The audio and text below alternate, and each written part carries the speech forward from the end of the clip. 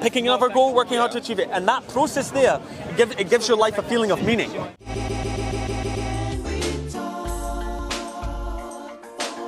Basically, yeah, in a truly democratic state, a white person need not act like a white person. You see what I'm saying? That's really interesting. I would hope to be. And so in the other way, I agree. a black person need not act like a black person. That's where I'm kind of confused by that. What do you mean, act by like a white person? Well, just going by what a lot of black thinkers said, for example. Malcolm X is one of them. If you act, dress, and work amongst white people, you're a sellout. Now, this thinking is an obstacle to democracy, if you think about it. Because, understand where it came from, though. well, that's my point. So it's you raise a good point. Historically, it made people separate. We're not them, they're not us, slavery, etc. In the modern day, however, that still exists. So I'm in agreement with you, but we have to understand where that came from in the first place. So now people are self-perpetuating their racial... But where it came from in the first place is a spiritual question. It's a philosophical question.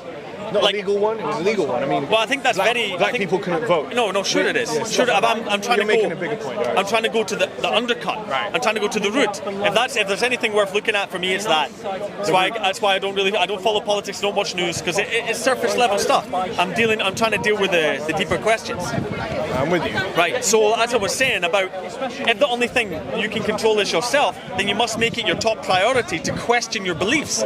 Why do I? It's tough, man. Yes, I'm with you. You can sit. I mean, I recommend it. You can sit there all day and bring up one piece of moral philosophy. It's like, why should I not hurt people? You sit with that and see how far back you can take it. It will not, if you do it honestly, it will not take you long until you're having an existential crisis and you're thinking, holy fuck, I don't know. And that's the only honest answer. And you have to make a decision. You have to say that I think life is more valuable to live than to die. And you have to make that leap of faith or you can't move forward. People are often tempted by simple answers. Of course they are. That's why we have this stuff. And understand the necessity of it. Like you have political philosophies, you have groups of people, far left, far right, Antifa, whatever, and you have religious systems. They provide answers without thinking. And this is a type, from my perspective, it's a type of philosophical suicide because you don't need to think. You give it up. Take it from me. But I understand why people do it. I'm not necessarily criticizing or attacking. I'm saying to make progress, the less we do that, the more we individuate, I think we're going to make some way progress like that. I'm in full agreement. So that's why people ask me, are you this? Are you that? Are you a Christian? Do this? It's so annoying, man, because it's hard to give a concise answer. I'm nothing of this. I think the three of us are quite similar. But Say again? There's another one? right. Good. You said in the process of individuation, one must explore their own thinking and why these foundations were even put there in the first place. And that then goes back to the issues that your end goal is to eliminate, like race, like this. Because your foundations are set by what you are, how you're perceived in society, where you fit in. Most people get in where they fit in. That's why people aren't individuals. They'd rather be part of a group, comfortable, accepted. I mean, look, if you're into psychotherapy, Jung will tell you, every human wants to be accepted by some sort of community. I mean, and by themselves. Sure, that's a bit deep, but that's where just going by how we look at everything. People want to be part of something. I want to identify with this. I agree with these guys. Individuation takes you away from that. I think that's weakness. I agree, but you can't blame them. That's the thing. I don't. Yeah. I'm trying to understand it. I'm trying to encourage the movement away. I don't know if it does. It has value to me, but I don't know whether I say it to others, whether it will have good value. Maybe it will present something that will go badly. You got to take that risk. 100%. You know what I mean? Or it's not worth speaking at all. Right. Another thing to say is that I think it's only possible to think clearly when you communicate. If you write or if you speak. And that's another reason why I come here. I think it's very valuable for people to try and question themselves and talk to others. Because, for example, I've talked to this guy quite a few times. We had good conversations. Stuff he said has changed the way I thought about things. And hopefully some stuff I've said has changed the way he's. No one else could do. I'm joking. I'm joking. Oh, cheap shot. Not substantiated also. Anyway. So that's what I'm saying. In agreement. I think the floor is open. So important. Because people say, oh, democracy doesn't work. Oh, I hate democracy. You only get to vote every 4 years. This is the meaning of democracy. You have the freedom to be what you want to be. Don't confine yourself in all these racial acceptance. That's a good quote. Maxi Jazz from Faithless. I don't believe in the power of politics to change things. People change and politics follows. Maxi Jazz, Faithless. That's good. I can't get no sleep. He also said... Yeah. He also said I can't get no. I wonder why he couldn't sleep. He's thinking too much. No, he said some wild shit. He's a good guy. He's a good guy. Bristol is a really good place for a breakdown of racial segregation. Bristol is I think it's amazing things. And that old DJ, what's his name, who ended up walking out into the wild and he died because he had Alzheimer's, didn't he? But he was a white guy from Bristol playing all over Jamaica, all the way through the 70s, all the way through the 80s. He's a white guy playing in Jamaica, playing reggae music, like, you know. Yeah, reggae, Bristol, ska. I think it brought a lot of people together. I can't remember his name now, but like, may he rest in peace. Lovely fella. Have you had any more thoughts about prayer? I've had any more thoughts about prayer? Not really, man. Not any specific ones. No, I can only go general and just say, like, whether you like it or not, people who influence what I said before on camera, on record, when I was like, oh, well, you know, the thoughts that enter my mind are just thoughts that are just context specific to my memory, maybe yesterday or 5 years ago, or whatever, or something that's just going to help me clear my thoughts. But not really any specific thoughts about prayer. No. Fair play. It's like I was saying to you just a wee bit ago, it's like when you try and take a value that you think you hold and then question yourself. Keep questioning yourself until you get to as low, as deep as you can go. And it's an incredible thing. I can't recommend it enough. But you have to... Do you pray? No, I'm not talking about prayer, I'm talking about just thinking. The deeper that you can go, the more you realise that people want to look for objective truth. This is a really tricky thing, right? Because I think it's very difficult to say that anything at all would be objective. Yes. You're going to have to you can make a value structure, and I was talking to a friend of mine about this, that we live here, right? We think we're going to die. We seem to have a finite time on Earth, right? And I think this finiteness, this limitation allows you to create meaning. Because imagine if you live forever. Imagine if you live forever, you never die. Would anything you do have any possible meaning? Would it be possible to have a value structure? I don't think so. Because you have no risk. You have no stake. So that's because we have limitations. It allows us to build systems of value. It doesn't need to be given to you by others. It doesn't need to be given to you by a religious book or by a god. You can make it yourself. You actually do. You self-generate it. Of course, it's influenced by others. It's influenced by society. But that's people. People made that. You understand? And maybe we'll go into that later, I don't know, in another conversation. But pick one thing and then we'll try and get to the core of it. Yeah, I try to do that. People aren't always willing to go there with you. No, not at all. Because it usually stimulates crises. And people want to go back to something that they hold. Because life is not stable. That's deep. Life is not sure. We don't know what we are or where we are. Yeah, There's no fucking idea. I actually hate certainty. People seem to be so certain about, no, this is how the world works. Jews control it. Or, oh no, look, guys, what are you guys talking about? Didn't you know Jesus made this happen?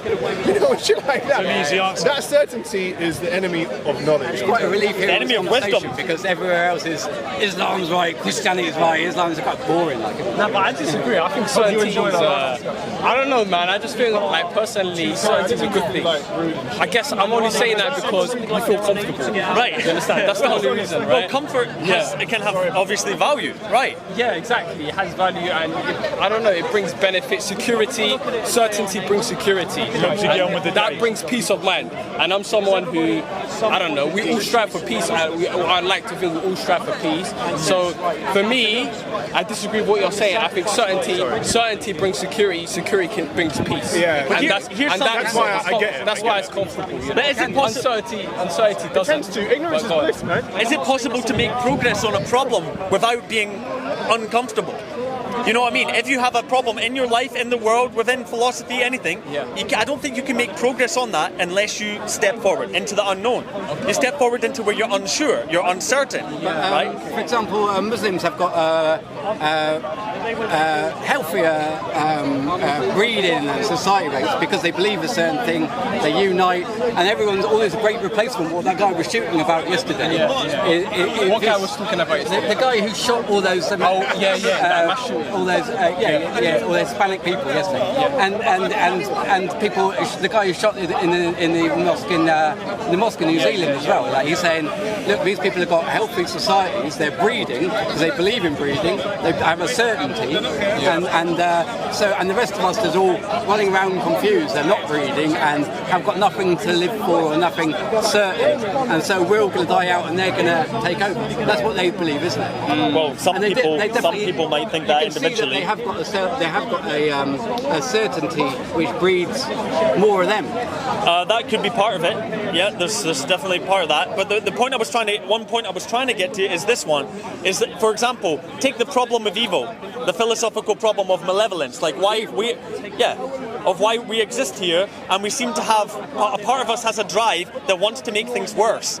You ask people, be like, oh no, people always want peace. People don't want to be violent. People want to be. No, they fucking don't. No, they don't. The easiest drive we have is towards destruction. The most fundamental, deep, maybe not the most fundamental, but one of the deepest drives we have is towards destruction, towards hatred, and towards. That's what it is. Why do you say that? Well, war is. Well, there's two reasons. There's two reasons. One is that it seems to me, from my personal experiences in the world and from reading history, it seems that people who are willing to use violence to achieve a goal are far more successful in it than people want to cooperate and be peaceful. It's a far easier action. It doesn't require you to communicate, cooperate, understand. It's just bang, got you. You know, when you destroy ancient monuments, to build a beautiful ancient statue takes artistry, craftsmanship. To destroy it takes nothing. You see what I mean? And I'm asking the deeper question. Why is it easier to destroy than create? And that's a fundamental question. It doesn't seem balanced. Have you found any answers? Well, no. It's one of the most fundamental questions I could think of. Like war has pushed technology. Humans are doing it. It's not just an aspect of physics. Well, no, but we're also an aspect of physics. Well, we could go reductionist, and then we can say we know nothing and there's no conversation. So I think I have a. I'm not saying you're wrong, but yeah. I think I have a perspective on this. I think maybe because of the prevalence of it, it's very prevalent, and so to speak out against it, to speak out against evil or injustice requires a lot of courage. It is. And people don't have that. Right. I don't know. People do. I'm not generalizing, but I don't think like many people do. Well, how it usually happens is incrementally. As I've said a number of times to other people, I'm reading the Gulag Archipelago. Really, really, really good book. Read it. It's terrifying. Tyranny happens slowly.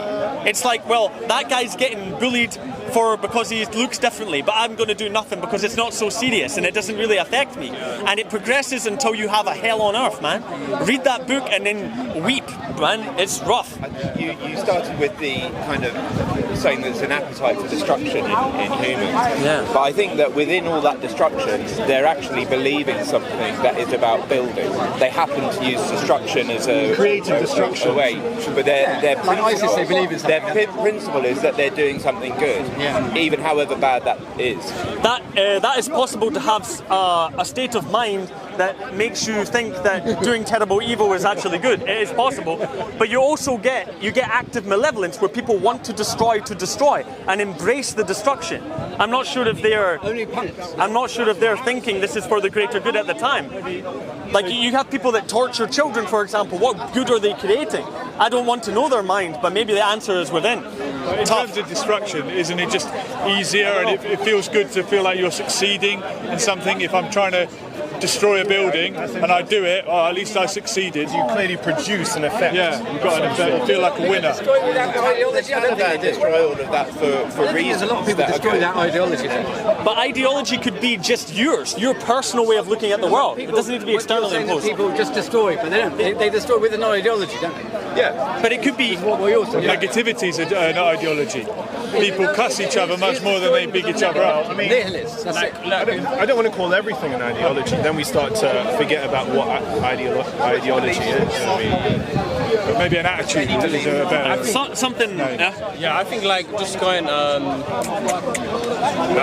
about the destruction thing, right? I can give an example, like in geopolitics, what's happening with Syria, Bashar al-Assad, when he's torturing all his own civilians and stuff like that, he's doing destruction. I just gave an example, that's it. He's doing something, okay, well, William doesn't go there. I think there are psychopaths and antisocial people, though that may be exceptional, but we just don't know what's going on in their mind. But nearly everyone who destroys will say it's for the greater good. Yeah, I think. Could they be deluding themselves? Could they be saying that to justify what they know deeper?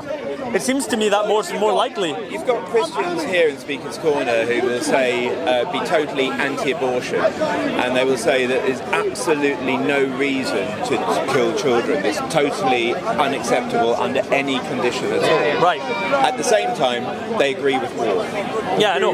War. Okay. Depend on the possibly circumstance. To defend the realm or whatever. So Right. It's situational. It's very complicated, but I think that genuinely everyone, including myself, we all believe things, and we're always wrong because we're limited by the scope of our understanding and perception of belief and context. It's true, right? And every belief that causes stress isn't true. And I think the antidote to the uncertainty is not trying to find more certainty, which causes more anxiety, but actually accepting the uncertainty and say, I don't know. That it can be, but people can have a different reaction to that. Is what I'm going to get to. Here's an answer for you. When we talk about the destruction that I've said and the things that you've seen and you will know, especially if you look at history, is that one motivation towards this destructive drive is a resentment against living. It's a resentment. It's deeper than you think, man. Like that, man. A resentment against existence, because when you realize that you're here and you become aware of being aware and you can't switch it off, and you're probably you're going to die, and you know that there's suffering involved here, you might think, well, holy fuck, I don't like this.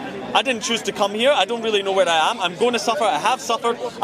Someone driving me wants to hurt people. I don't like this. I don't want to exist. And it's a massive reason for suicide. People come to that conclusion and they're like, well, life is not worth living. And then the real question is, what does make life worth living? And that's the deeper question.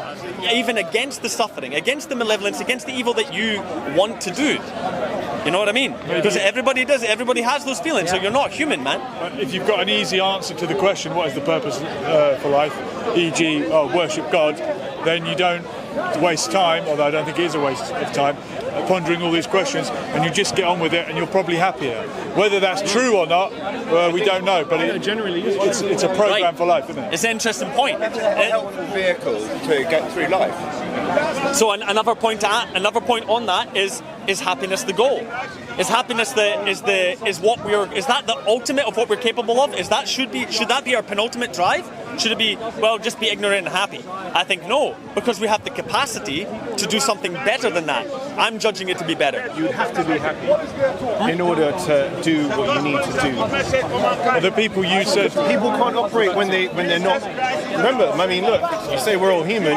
Don't underestimate the detrimental effects of depression, unhappiness. No, I'm not. That's the thing, so we have to be happy. If you do want to change things... Yeah, all right. Well, you just said something just before that, Darren. Do you remember the last thing you said? I'm not exactly sure. I was trying to say You that said, instead of being happy and ignorant... we've got a capacity for something greater. Right, okay, good. Now, if you want to search or try to aim for that greatness, you can't do it unhappy. Yes, you can. But Suffering is the way, man. What about being outraged? No, for real. Okay, no, that's kind of deep. I've never ever heard anyone say that. That's a true. He's a professional masochist. But that's all right. Maybe you have a point. Maybe you're right. But as far as I can see, people can't operate very well when they're not happy. They tend to be extreme. I think it's a minority goal. It's suffering and I think it's a minority goal that I'm talking about. I think it's not something. I think that some people are maybe more capable of pursuing a different path through suffering. Well, my idea is that when you go through hard times, if you generally grow. If you survive it, if you overcome, you grow from it. You should be able to look at times in your own life and experiences you've had and see what you might have understood from that afterwards. Keyword should. Of course, it can destroy you as well. And I think it does for a lot of people. You're saying kind of growth, striving, achievement. There's also paradise after death, enlightenment. What other goals that you're talking about? You got stuck with something better, something greater. Actually, that's one concept, to strive for more. But there's also about acceptance and the moment. So that's an alternative. So when you were outlining those kind of goals, what are the goals that you were thinking are valid? People want to be peaceful and happy and live a life without any of this contemplation, and maybe that's good for them. That's not something I want to change. Some people do. They're like, no, you should never believe anything. It should only be hard rationalist atheism. It's like, no. Why would you do that? I'm not for that. But I don't know how I can answer your question so well. Is that for me, because I think that some people have the capacity for, I don't know how to say it, man, self-actualization. Like picking a goal, working hard to achieve it, picking another goal, working hard to achieve it, and that process there, it gives your life a feeling of meaning. It gives, because you're going through hardship and you're overcoming, and that for some people is maybe the only appropriate way of living. Maybe they can't accept religion. Like they always question it. They're like, But for you, I'm not. If you're not haven't encapsulated, that's fine. But is it impossible to answer what your if some people would say that their goal is to submit to God, to perfect themselves as humans, and to get to paradise inshallah. Yeah, right. So that's an encapsulation. Do you have anything like that? Not okay. to do with God or it's religion. It's not going to be as easy. It's not humanistic. I understand. It's not going to be as easy to sum up as that, but it would be to try and eliminate as many negative. Oh God, I can't speak today. Try and eliminate as much negative things about my character as possible. Why? Well, because that's the goal that I choose. Because I view it. More healthy. No, because some things I do or say, part of my mind says, you don't believe that, or you don't think that, or why are you saying that? Part of my brain tells me, you're a fucking dickhead, to myself. To be in line with your conscience. Seriously. Is that what Right, yeah. To follow your conscience. to be in line with your Yeah, for real. You ever had a nervous breakdown? No. Why? I've had. I'm just asking because some people through the process of nervous breakdown, they've got something which is like you have in your something which they believe which doesn't fit. Everybody has it. And they just ignore don't it. see it, and then they have a nervous breakdown, and then they manage to put things back together. Oh yeah. That's what I was asking you that. I can answer that a wee bit more. That was what I was saying about suffering and growing from it. No, I've had some really tough experiences for sure. I had a lot of spiritual experiences, you could say. I've had a couple of near-death experiences. People tried to kill me a few times. I've done some really crazy cool shit, and that has changed my mind for sure. It allowed me to think in ways I never thought possible. And last year I had a near-death experience in the hospital, and afterwards I had a crazy DMT trip, natural one through the brain, and saw all sorts of crazy visions. And after that I had this intense feeling of peace, man. It was great. And I started writing. I started writing down all the things, all my adventures. So some crisis did motivate you. Well, you could call it a crisis, or you could call it something. I mean, I took the good from it. It was an amazing, beautiful thing, man.